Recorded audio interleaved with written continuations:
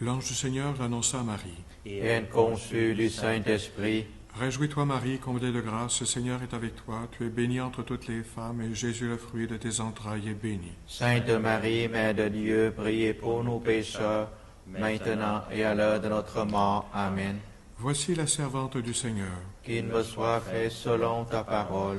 Réjouis-toi Marie, comblée de grâce, le Seigneur est avec toi. Tu es bénie entre toutes les femmes, et Jésus, le fruit de tes entrailles, est béni. Sainte Marie, Mère de Dieu, priez pour nous pécheurs, maintenant et à l'heure de notre mort. Amen. Et le Verbe s'est fait chair. Et il a habité parmi nous. Réjouis-toi Marie, comblée de grâce, le Seigneur est avec toi. Tu es bénie entre toutes les femmes, et Jésus, le fruit de tes entrailles, est béni. Sainte Marie, Mère de Dieu, priez pour nous pécheurs, maintenant et à l'heure de notre mort. Amen.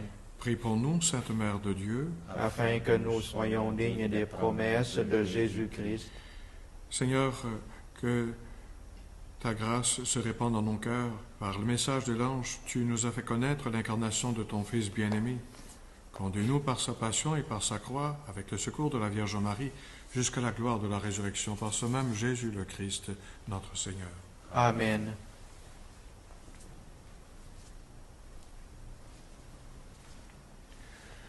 Au nom du Père, du Fils et du Saint-Esprit. Amen. Débutons notre supplique à Notre-Dame du Perpétuel Secours en ce 9e jour de la neuvaine. Ô Marie, Mère de Jésus et notre Mère, Notre-Dame du Perpétuel Secours, je veux pendant 9 jours te regarder attentivement pour découvrir sur ton image les principaux symboles, les enseignements, les signes mystérieux que le peintre inspiré a voulu mettre dans son œuvre, et non seulement ce que je lirai dans ces pages, mais encore ce que toi-même tu m'enseigneras sur ton Fils et sur notre Dieu, qui est Père et Mère plein d'amour. Oui, Notre-Dame du Perpétuel Secours, aide-nous à suivre fidèlement ton Fils Jésus. Ranime en mon esprit et en mon cœur la foi, l'espérance et l'amour avec lesquels tu désires qu'on te regarde et t'invoque, afin de raviver une confiance illimitée en ton secours. Amen. En ce 9e jour, j'attire votre attention sur l'étoile que nous voyons sur le front de Marie, l'étoile de l'évangélisation, dirions-nous. Sur ton front, ô Marie, nous voyons une étoile qui nous rappelle l'étoile qui conduisit les mages d'Orient jusqu'à Bethléem pour y adorer l'enfant Jésus. Tu es comme l'étoile de Bethléem. Tu nous conduis à Jésus et tu nous montres où nous pouvons le rencontrer, dans sa parole, dans l'Eucharistie, dans la prière, dans nos frères et sœurs, spécialement les plus pauvres, les plus abandonnés.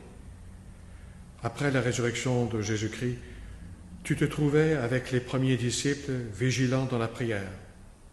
C'est pourquoi, au matin de la Pentecôte, quand le Saint-Esprit lança le programme de l'évangélisation du monde entier, tu étais là, au milieu des apôtres, accompagnant les premiers pas de l'Église missionnaire. Notre-Dame du Perpétuel Secours, étoile de l'évangélisation, aide-nous à accomplir notre mission de disciples de Jésus-Christ. Bénis les efforts de tous ceux et celles qui proclament l'Évangile. Et aujourd'hui, pour réflexion, j'aimerais évoquer l'histoire de cette icône de Marie. Les rédemptoristes connaissent cette icône spécialement depuis le moment où elle se trouve en notre église à Rome, l'église Saint-Alphonse, depuis le 19 janvier 1866. Avant d'arriver là, il s'est passé tout un récit. J'aimerais en évoquer certains traits pour vous montrer comment Notre-Dame, elle est comme le Christ. D'ailleurs, elle porte le Christ. Et qu'est-ce qu'il a fait, le Christ, de son vivant? Il a guéri les malades, entre autres. Et cette icône est de guérison. L'histoire débute lors de sa fabrication. C'est sur une plaque de bois qui a une dimension de 53 par 41 cm et demi, ou si vous voulez 21 pouces par 17 pouces. Les couleurs, les formes montrent que ceux qui sont des spécialistes de l'iconographie font remonter la création ou l'écriture de cette icône au XVe siècle. En tout cas, il est certain que à la fin du XVe siècle, cette icône se trouve dans l'île de Crète, une île de la Méditerranée au sud de la Grèce. Et cette île, l'île de Crète, était sous l'influence à cette époque, d'un point de vue spirituel, l'influence de Byzance, Constantinople, et du côté commerce, influence de Venise. Alors, ça a permis en quelque sorte, au niveau de la production artistique, comme cette icône, un mélange de l'Orient avec l'Occident. Faisons-en la petite histoire, qui est... on pourrait presque réaliser une série télévisée avec cela. Un marchand de l'île de Crète la dérobe dans une église parce qu'elle a la réputation de guérir plein de monde. Et il prend le bâton en direction de Rome et, terrible tempête, il échappe au naufrage. Arrivé à Rome, il est gravement malade, accueilli chez un ami romain et il lui raconte qu'il a dérobé l'icône dans l'île de Crète et demande à son ami romain, place-la à la vénération publique dans une église à Rome. Son ami romain a une épouse qui trouve l'icône de son goût et qui décide de la garder chez eux. Voilà qu'après la mort du fameux marchand crétois, elle est dans la chambre à coucher de cet ami romain. Plusieurs fois, Marie va intervenir en songe auprès de cet ami romain. Elle va lui dire en vision, je veux être vénérée en public. Il va mourir, cet ami romain. Tout de même, sa femme a bien retenu qu'elle demandait d'être vénérée en public.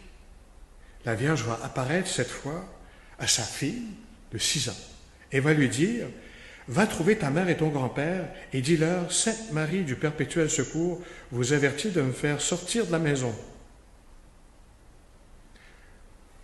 Ça va prendre encore un certain temps, même si la fille en parle à sa mère se laisse influencer par les voisines, une si belle icône, pourquoi la gardes-tu pas chez toi? Finalement, après bien des interventions, elle consentira à la laisser partir de chez elle pour justement, à l'indication de la Vierge, à sa fille, la placer dans une église entre Sainte-Marie Majeure puis Saint-Jean de Latran. Une église dédiée à l'apôtre Saint Matthieu. Et lorsque on déménage l'icône de cette famille romaine vers l'église Saint-Matthieu, le 27 mars 1499, il y a toute une foule en procession. Il y a même un monsieur qui se confie à la Vierge, qui a le bras paralysé, qui est guéri instantanément. Il y a des mamans qui ont des enfants malades qui se confient à la Vierge et qui obtiennent guérison. Et pendant comme ça 300 ans, l'icône va être vénérée en public dans cette église Saint-Matthieu, faisant toutes sortes de guérisons. Mais voilà que les armées de Napoléon arrivent, envahissent Rome, détruisent plusieurs églises, dont l'église Saint-Matthieu, le 3 juin 1798. Les frères Augustins amènent avec eux l'icône dans une autre église où ils se trouvent, puis finalement aboutissent à une autre église, l'église Sainte-Marie in Posterella, et c'est là un autre élément de l'histoire cocasse. Il y a un vieux moine augustin qui dit à un jeune servant de messe qui sert la messe dans un oratoire, l'oratoire privé, parce qu'ils ne l'ont pas mis dans l'église publique, étant donné qu'il y avait déjà une image de la Vierge. Alors, le vieux frère Augustin Orsetti dit au jeune Michel Marchi, souviens-toi de cette image, qui a été autrefois en grande vénération à l'église de Saint-Matthieu. 2 ans après la mort du frère Orsetti, le jeune Marchi va devenir, vous savez quoi, rédemptoriste. Eh bien, il se trouve à la maison qu'on vient de construire, justement, sur les ruines de l'ancienne église Saint-Matthieu. Puis on trouve des vieux documents qui relatent encore une fois l'histoire de cette fameuse icône pendant 300 ans à Rome. Et le 7 février 1863, voilà qu'un père jésuite, lors d'un sermon sur Marie, rappelle qu'il y a eu une icône très vénérée à Rome qui guérit des personnes. On l'a perdu de vue depuis des années. Si quelqu'un entend parler de quelque chose, et c'est là que le jeune Marchi se rappelle ce que le vieux frère Augustin lui avait dit. Ça impressionne beaucoup les rédemptoristes quand ils entendent le jeune Marchi raconter son histoire. Peu de temps après, on est le 11 décembre 1865, le général des rédemptoristes va rencontrer le pape Pie IX, lui raconte l'histoire.